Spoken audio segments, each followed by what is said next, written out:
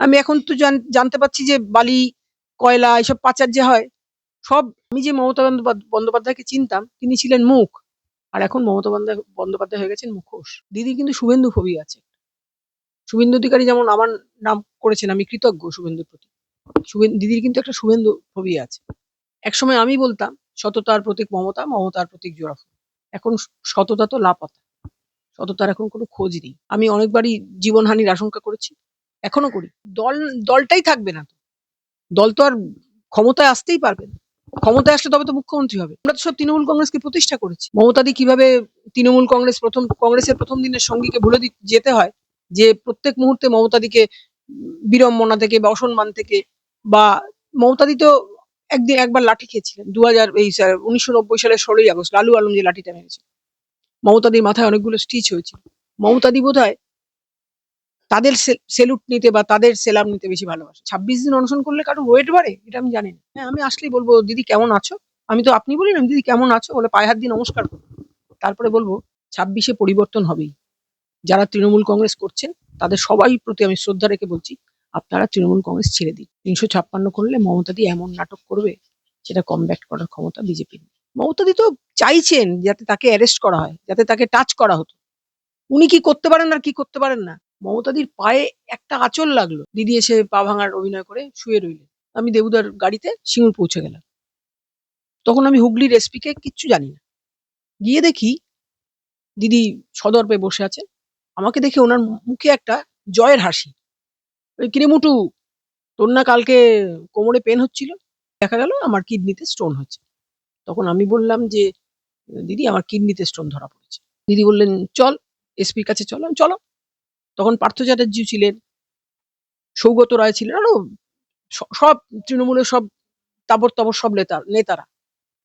আমাদের যখন অ্যারেস্ট করা হচ্ছে, দিদি আমার কোমরটা জড়িয়ে রেখেছেন। তখন ওই লোকটা বলছে, ম্যাডাম আমরা ওনাকে এবার অ্যারেস্ট অর্ডার এসে গেছে। সৌগতদা হঠাৎ ফোন করলেন, সোনালি তোরা কোথায়? দাদা আমরা এরকম বসেই আছি। আর বলে এইবার কিন্তু তোদের অ্যারেস্ট শুরু হবে। আমরা এসপির কাছে গেলাম, এসপি সুপ্রতিম সরকার। এসপি দেখি দিদিকে তখন খুব অসম্মানজনক কতগুলো কথা বলছে। তখন আমি বসে আছি, পাশে পার্থদা, সুব্রত বক্সী, সিঙ্গুরের এমএলএ রবীন্দ্রনাথ ভট্টাচার্য, তারপর রত্নানাগ। তখন আমি বললাম, তবে রে বেটা, আমার সামনে দিদিকে অপমান করা? আমি টুল ছুঁড়ে মারলাম। একটু পরে আমার মোবাইল এসপি কলিং। তখন আমার এসপি ছিলেন সিদ্ধিনাথ গুপ্ত। স্যার নমস্কার, সাহেব নমস্কার। বলে, ম্যাডাম আপনি কোথায়? তখন আমি বললাম, আমি তো সিঙ্গুরে। বলে, ওখান থেকে তো এসপি ফোন করেছিলাম, আপনার সঙ্গে এসপির কি হয়েছে? তখন আমি, দেখুন না, আমাকে আমার সামনে দিদিকে এরকম অসম্মানজনক কথা বলছিলেন, আমি টুল ছেড়ে দিয়েছি। বলে, আমাকে ফোন করেছেন যে সোনালী গো তো তোমার ওখানকার এমএলএ, সোনালী গো কিরকম মানুষ? তখন আমি বলেছি, খুব ভালো মানুষ, ওয়েল বিহেভড, আসলেই নমস্কার জানান, সব নমস্কার করতে করতে ঢোকেন। তখন বলছে যে সোনালী গোর সঙ্গে তো আমার বচস হয়ে গেল, আমাকে এরকম টুল ফুল ছুঁড়েছে। তখন আমি বললাম, হ্যাঁ আমার সামনে দিদিকে অসম্মান করবে আর আমি টুল ছুঁড়বো না? তখন কিন্তু পার্থদা মানে প্রেজেন্ট। পার্থদা বলছেন, কি করছিস সোনালী? উনি এসপি জানিস? এসপি হোক আর যাই হোক, আমি মুখ্যমন্ত্রীকেই ছাড়ি না। দিদিকে কেউ অসম্মান করবে আর আমি তাকে ছেড়ে দেবো? তখন বলছে যে, আচ্ছা। পার্থদা চুপ করে গেলেন। সুব্রত বক্সী তো সুব্রত বক্সী খুব ভালো মানুষ। তো সুব্রত বক্সী কোনো প্রতিবাদ কিছু করেনি। তখন আমি যখন বেরোচ্ছি, আমাকে অ্যারেস্ট করে নিয়ে যাওয়া হচ্ছে। ওই যে শুনেছেন মেয়ে পুলিশরা, যে আমার কিডনিতে স্টোন, দেহের একটা নির্দিষ্ট অংশে তো কিডনি থাকে, ওইখানটায় লাঠি দিয়ে গুঁতো দিচ্ছেন। তখন আমি বলছি, আপনারা আমাকে মারছেন কেন? আমি তো মমতাদিকে, আপনার এসপি সাহেব অসম্মান করেছেন বলে আমি টুল ছুঁড়েছি। তবে আমাদের অ্যারেস্ট করা হলো। আমাদের জিপসিতে নিয়ে আসা হচ্ছে। পুলিশের একটা জিপসি গাড়ি থাকে। তখন পুলিশের ড্রাইভার, সেও তো পুলিশ। ওই লোকটা যে আমাদের শসা কেটে দিচ্ছিল, নারকোল ছাড়িয়ে দিচ্ছিল, সে দেখলাম ড্রাইভারটার মুখে থুতু দিল। আমি বুঝতেও পারিনি ড্রাইভারটার মুখে। ড্রাইভার বলছে, স্যার দেবাশিস বাবু, আইবি দেবাশিস বাবু আমার মুখে থুতু দিলেন। মানে আইসি বা ওসি কে এখন জানি না, তখন কে ছিলেন জানি না। তখন উনি বললেন, কেন দেবাশিস তুমি ড্রাইভারের মুখে থুতু দিলে? তখন বলছে, স্যার আমি তো ড্রাইভারের মুখে থুতু দিতে যাইনি, আমি সোনালী গুহর মুখে থুতু দিতে গেছি।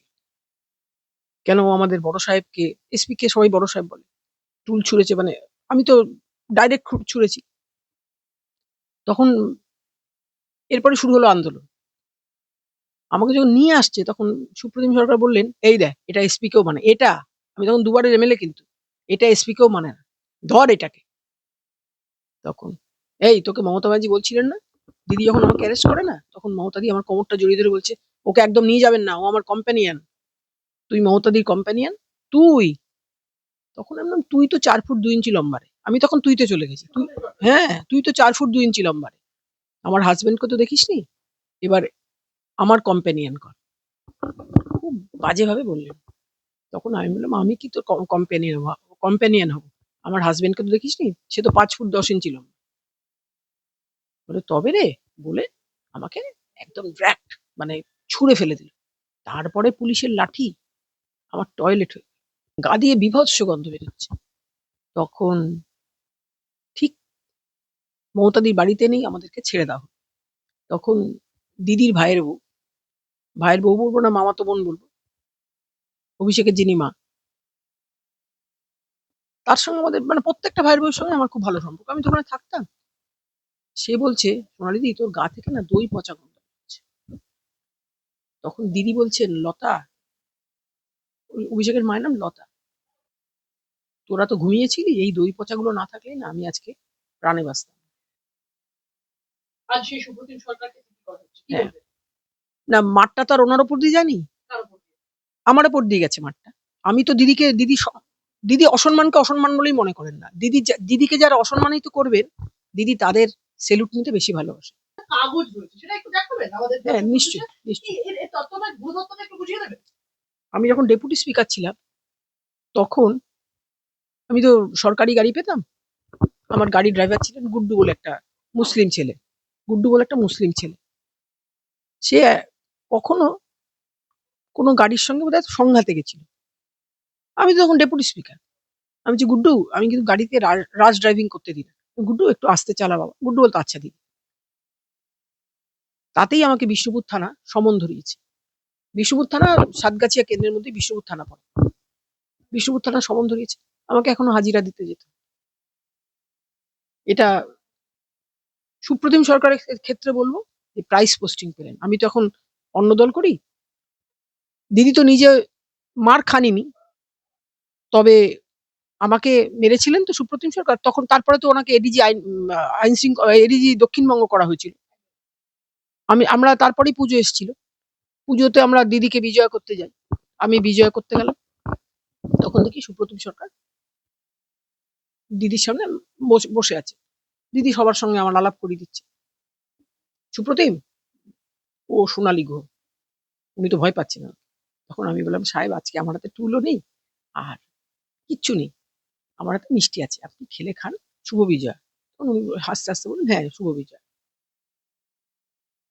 যে অসম্মান করলেন তাকে তো এডিজি দক্ষিণবঙ্গ করে দেওয়া হবে। তারপরে তাকে প্রাইস পোস্টিং দিয়ে কলকাতা পুলিশের কমিশনার করা হবে।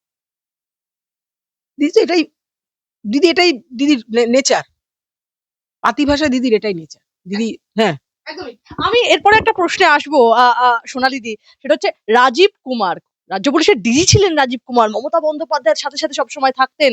মমতা বন্দ্যোপাধ্যায় অনশনে বসে যাচ্ছিলেন রীতিমতো ধর্মতলায়, রাজীব কুমারকে যখন অ্যারেস্ট করার কথা উঠছিল। মানে নিন্দুকেরা অনেক কথা বলে, কিন্তু সোনালিদি আমি বলবো রাজীব কুমারকে কেন ছাড়তে চাইছিল না এই সরকার? সারদার লাল ডায়েরি রাজীব কুমারের কাছে আছে, এখনো আছে কিনা জানি না। প্রাক্তন ডিজি রাজীব কুমারের কাছে আছে। আমি তো সারদা থেকে কোনো সুবিধা পাইনি। আমার বাড়ি তো এইরকম, আপনারা বারে বাড়ি আমার বাড়িতে আসেন। 10 বছর পরেও আপনাদের আসতে আমন্ত্রণ জানাবো, তখন আমি বেঁচে থাকবো কিনা জানি না। কিন্তু এই সারদা থেকে যে সব থেকে বেনিফিশিয়ারি হয়েছে, সেটা কুণাল ঘোষ বলবে যে সারদা থেকে কে বেশি বেনিফিশিয়ারি হয়েছে, মানে বেনিফিটেড কে।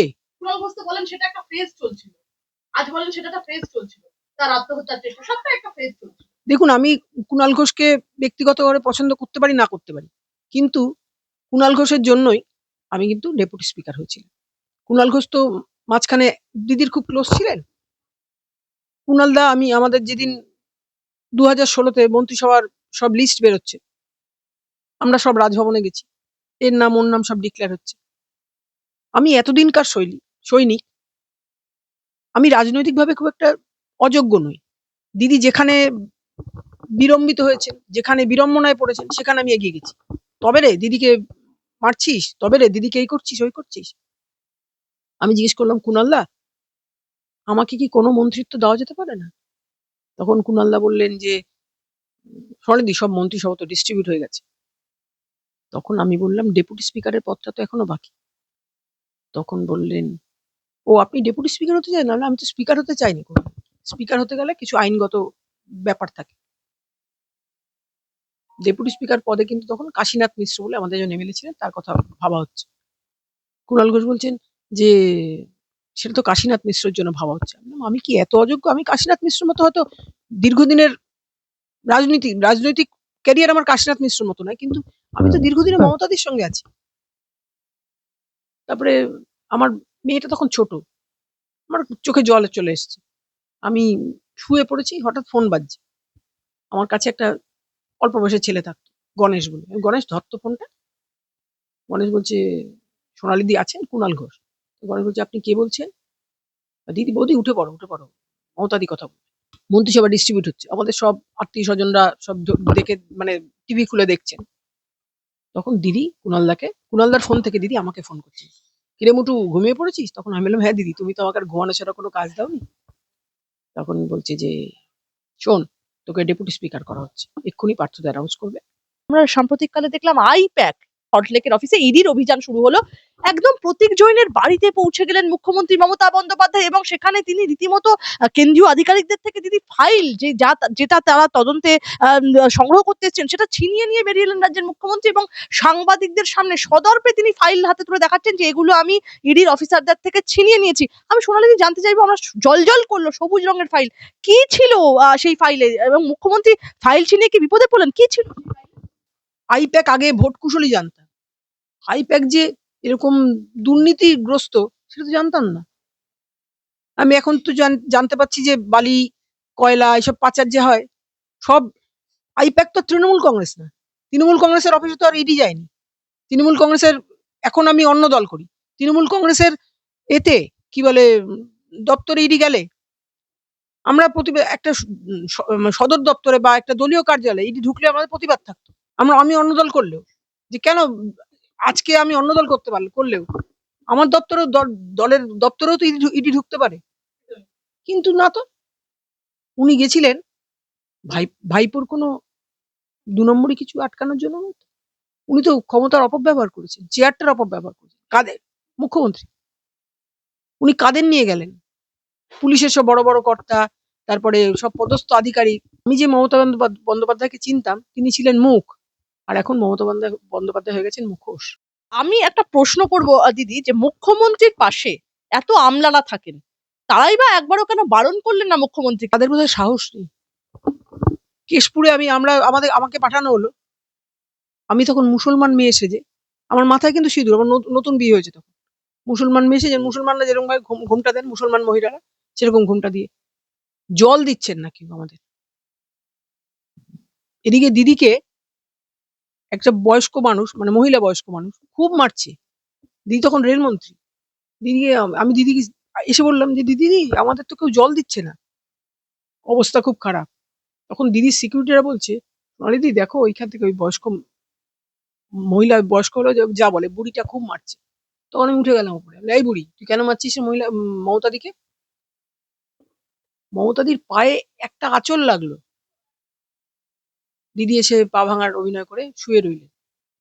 তারপরের দিনই আমাকে নিয়ে দিল্লি চলে গেলেন। তখন উমা ভারতী এখনো বেঁচে আছেন কিনা আমি জানি না, উমা ভারতী ছিলেন। উমা ভারতী আসলেন, দিদিকে বলছেন যে হিন্দিতে, মমতা আমি তোমার বাথরুমে একটু যাবো? তখন দিদি বললেন, হ্যাঁ যেতে পারেন। উমা ভারতী বাথরুমে গেলেন, যা হোয়াট এভার ইট ইস। তো দিদি তো শুভেন্দু, দিদি কিন্তু শুভেন্দু ফোবিয়া আছে। শুভেন্দু অধিকারী যেমন আমার নাম করেছেন, আমি কৃতজ্ঞ শুভেন্দুর প্রতি। দিদির কিন্তু একটা শুভেন্দু ফোবিয়া আছে। শুভেন্দু অধিকারী, শুভেন্দু কিন্তু দিদিকে নন্দীগ্রামে হারিয়েছিল। আমি দিদিকে সেই রিপোর্টটা দিয়েছিলাম যে দিদি উম, কে জানো, শেখ এরশাদ বোধহয় নন্দীগ্রামে, আমি যাইনি তো কখনো নন্দীগ্রামে, মানে পলিটিক্যালি গেছিলাম, কিন্তু দিদির ইলেকশনে তখন দিদি বলছেন, দিদির ইচ্ছা আমি নন্দীগ্রামের দায়িত্ব নিই। দিদি বলছেন যে সবাই যদি ইলেকশন লড়ে তাহলে আমার ইলেকশন করবে কে? সময় আপনি মমতা বন্দ্যোপাধ্যায়ের সব থেকে ঘনিষ্ঠ ব্যক্তি ছিলেন, আজ কি মনে হয় তিনি বদলে গেছেন? দেখুন, আমি যে মমতা বন্দ্যোপাধ্যায়ের সঙ্গে ছিলাম তিনি ছিলেন মুখ, আর এখন যে মমতা বন্দ্যোপাধ্যায় তিনি হচ্ছেন মুখোশ। একসময় আমি বলতাম সততার প্রতীক মমতা, মমতার প্রতীক জোড়াফুল। এখন সততা তো লাপাতা, সততার এখন কোনো খোঁজ নেই। আমি একসময় বলতাম ঠান্ডা ঠান্ডা কুলকুল, ঘরে ঘরে জোড়া ফুল। এখন আমি গান করি ঠান্ডা ঠান্ডা কুলকুল, ঘরে ঘরে পদ্ম ফুল। তখন আমার হাজবেন্ড বলে, এ কি গো, তুমি একসময় বলতে ঘরে ঘরে জোড়া ফুল, আর এখন বলছো ঘরে ঘরে পদ্ম ফুল।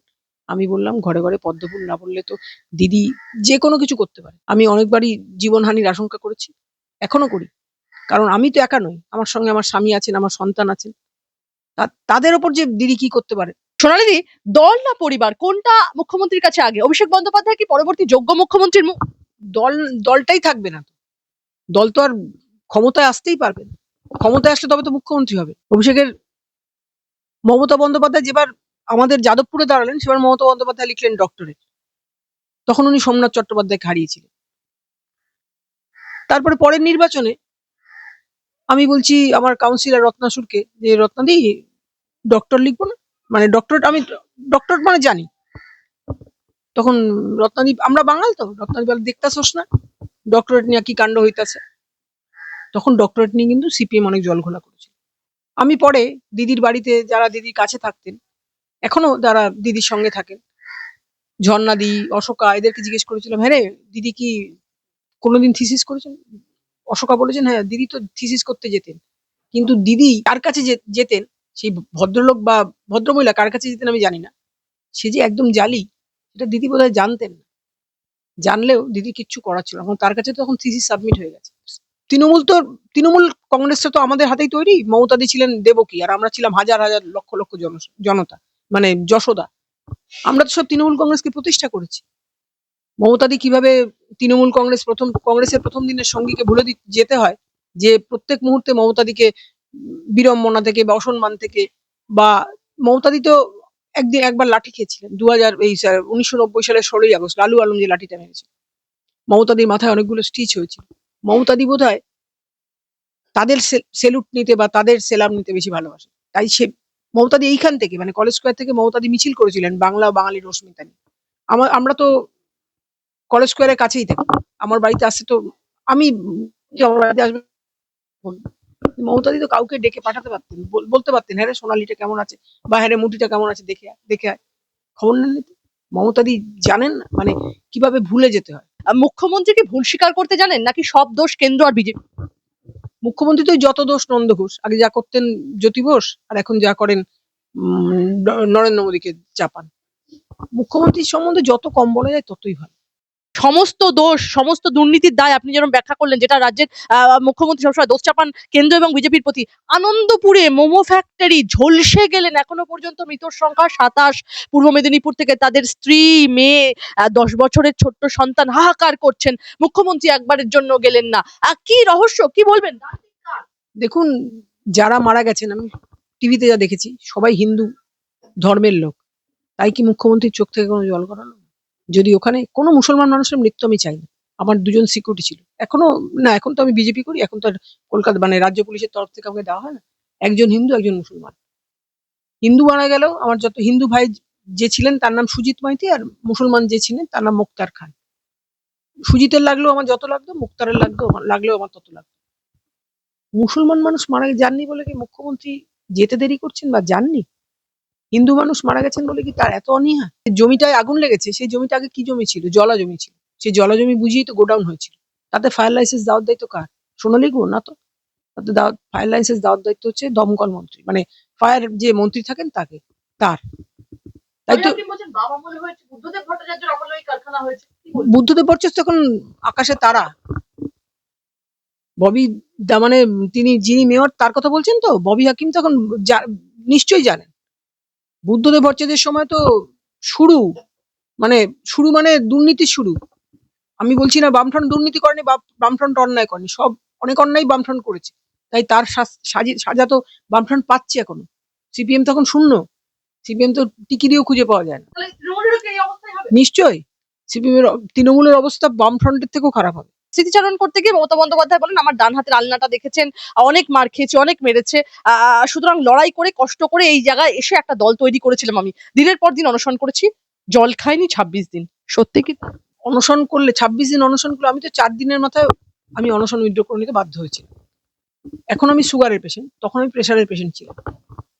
আমি বললাম দিদি আমি কিন্তু আর অনশন করতে মানে অনশন করতে পারছি না, আমি আর পারছি না, আমার শরীরটা খারাপ লাগছে। তখন দিদি একটা ফিচেল হাসি দিয়ে বললেন তাহলে কি তুই অনশন উইথড্র করবি? গান্ধীজি বোধহয় 21 দিন অনশন করেছিলেন, আমি তো গান্ধীজিকে চাক্ষুষ করিনি। দিদি সেই জন্য সব রেকর্ড ভেঙে দেবেন বলে দিদি 26 দিন অনশন করেছে। 4 দিনের দিনই কিন্তু আমি অনশন তুলে নিতে বাধ্য হলাম। নির্মল মাঝিও কিন্তু আমাদের সঙ্গে অনশন মঞ্চে ছিলেন। হ্যাঁ, তাই বলছি যে 26 দিন অনশন করলে কারো ওয়েট বাড়ে এটা আমি জানি না। 26 দিন অনশন করলে কারো ওয়েট বাড়ে আমি জানি না। আমি যখন উনি বললেন তাহলে কি আমি নির্মলকে বলবো তোকে একটু তোর প্রেশারটা একটু দেখে দিতে? আমি বললাম হ্যাঁ দিদি আমি আর পারছি না। তখন উনি বললেন নির্মল তুই সোনালীর প্রেশারটা দেখ তো। নির্মল মাঝি বললেন যে দিদি সোনালীর নিচেরটা তো খুব বেশি। তখন দিদি বললো তাহলে ওকে বেলভিউতে ভর্তি করো। মুখ্যমন্ত্রী কি এখনো জননেত্রী না শুধুই ক্ষমতার নেত্রী? দেখুন জননেত্রী উনি ছিলেন যখন 90 সালে 16ই আগস্ট যখন উনি ওনার মাথায় লাঠি পড়লো, লাঠি তো উনি একবারই খেয়েছেন, তারপরে পুরোটাই নাটক। কি করে how to capture the power, তখন পুরোটাই, তারপরে পুরোটাই নাটক। পা ভাঙা দেখি আমি দেখছি মুখ্যমন্ত্রীর সিকিউরিটিরা তাকে হুইল চেয়ারে বসিয়ে নিয়ে যাচ্ছেন টেনে টেনে। ভাঙা পায়েরও কি ক্ষমতা, তাকে তো দ্বিতীয়বার ক্ষমতা আসে। দেখুন মুখ্যমন্ত্রী জানেন how to capture the power, তাতে যা করে হোক। উনি চাইছিলেন ওনাকে ইডি থেকে ফাইল নিয়ে আসার পরে ওনাকে অ্যারেস্ট করা হোক। ওনাকে কোনো মহিলা অফিসাররা গায়ে হাত দেননি, এটা ইডিকে ধন্যবাদ। আজ যদি মমতা বন্দ্যোপাধ্যায়ের সঙ্গে আপনার দেখা হয়, দেখা হলে আপনিও কি চোখে চোখ রেখে কথা বলতে পারবেন? আপনি কি এখনো মমতা বন্দ্যোপাধ্যায়কে আগের মতোই সম্মান করেন? হ্যাঁ, আমি আসলেই বলবো দিদি কেমন আছো। আমি তো আপনি বলি না, দিদি কেমন আছো বলে পায়ে হাত দিয়ে নমস্কার করবো। তারপরে বলবো যে তুমি একটা ব্যর্থ মুখ্যমন্ত্রী, তুমি যে মানে স্বপ্ন দেখিয়ে আমাদেরকে ক্ষমতা এসেছিল, তুমি তার স্বপ্নর 1% মানে 1%ও পূরণ করতে পারো। একদমই। আমি বলবো যেভাবে যেভাবে চলছে 26-এ কি পরিবর্তন সম্ভব এই পশ্চিমবঙ্গে? পরিবর্তন হবেই, 26-এ পরিবর্তন হবেই। যারা তৃণমূল কংগ্রেস করছেন তাদের সবাই প্রতি আমি শ্রদ্ধা রেখে বলছি আপনারা তৃণমূল কংগ্রেস ছেড়ে দিন, তৃণমূল কংগ্রেস আর ক্ষমতায় আসতে পারবে। একটা প্রশ্ন না করলেই নয়, সেটা হচ্ছে সাম্প্রতিককালে পার্থ চট্টোপাধ্যায়ের বিষয়ে একটু কথা হচ্ছিল যে পার্থ চট্টোপাধ্যায় চলে গেলেন, আবারও জেল ফেরত তিনি এলেন, তারপরে আপনার সাথে কথা হচ্ছিল এমনটাই বললেন, কি বলবেন? পার্থ চট্টোপাধ্যায় যেদিন জেল থেকে বেরোলেন সেদিন ফোন করেছিলেন। আমার ফোনটা তো এখন আমার হাজবেন্ডের কাছে থাকে। তখন বললেন আমি পার্থ চ্যাটার্জি কথা বললাম। আমার হাজবেন্ড ফোন ধরে বললেন হ্যাঁ পার্থ আমি সোনালীকে দিচ্ছি। তখন পার্থ চট্টোপাধ্যায় হাউ হাউ করে কাঁদলেন, বলে সোনালী কি অসভ্য মেয়েটার সঙ্গে আমরা দল করেছি। আমি হ্যাঁ মুখ্যমন্ত্রীকে বলছেন। আমি বলছি পার্থদা তাহলে আমার কথা ভাবো। পার্থদা বলে আমাকে একবারও জেলে খবর নিলেন না যে আমি কেমন আছি। হ্যাঁ প্রতীক জৈনের বাড়িতে পৌঁছে গেল। প্রতীক জৈনের বাড়িতে পৌঁছাবে না, কারণ প্রতীক জৈনের কাছে তো অভিষেক বন্দ্যোপাধ্যায়ের প্রাণ ভোমরা। কোথায় কি কি বলে বালি চুরি, কোথায় কি কয়লা চুরি, সেগুলো ফাইল তো প্রতীক জৈনের বাড়িতে ছিল। হ্যাঁ, আর প্রশান্ত কিশোরের অবস্থা দেখেছেন তো, প্রশান্ত কিশোরের এখন বিহারে দাঁড়িয়ে ছিলেন বোধহয়, পর্যুদস্ত হয়েছে। অন্যের ক্ষতি করলে কোনোদিন কারুর ভালো হয় না। আমার আরেকটা প্রশ্ন ছোট্ট, আমরা সবসময় আপনি বলছেন পরিবর্তন সম্ভব, কিন্তু তৃণমূল কংগ্রেসের যে ভোট মেশিনারি দিদি, যেভাবে কাউন্টিং সেকশনে আমরা দেখেছি একটা বিপুল খেলা করে যায়, সেটা কি করে বিরোধী দলগুলো রুখবে? সেটা কিভাবে সেভাবে সম্ভব?